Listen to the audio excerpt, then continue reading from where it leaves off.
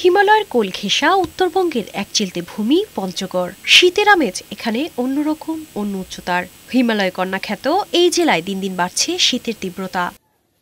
বুধবার সকাল ৬টায় জেলার তেঁতুলিয়া আবহাওয়া পর্যবেক্ষণ কেন্দ্রের সর্বনিম্ন তাপমাত্রা রেকর্ড করা হয় ১২.২ ডিগ্রি সেলসিয়াস। গত মঙ্গলবার দিনের সর্বোচ্চ তাপমাত্রা রেকর্ড করা হয় ২৬ ডিগ্রি সেলসিয়াস। হিমালয় পাদদেশে অবস্থিত হওয়ার কারণে প্রতি বছর এ জেলায় সর্বনিম্ন তাপমাত্রা রেকর্ড করা হয়। শীতের তীব্রতা থাকে অনেক বেশি। এতে চরম ভোগান্তিতে পড়ে অসহায় গরিব ও নিম্ন আয়ের মানুষরা। ঠান্ডাও বেশি, কুয়াশাও বেশি। রোদের তাপ মাত্র ১০টা-১১টার দিকে রোদের তাপের কারণেই ঠান্ডাটা কম মনে হয়। সন্ধ্যায় মনে করেন যে ৬টা বাজতে বাজতে ঠান্ডার আবহাওয়াটা বেশি আর কি।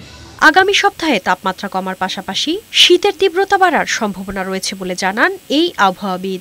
গত এক সপ্তাহ ধরেই এখানে সর্বনিম্ন তাপমাত্রা বিরাজ করছে। আগামী এক সপ্তাহ পরে আরও নিচে নামার সম্ভাবনা রয়েছে। তার সাথে মৃদু শৈত্যপ্রবাহ যাওয়ারও সম্ভাবনা রয়েছে।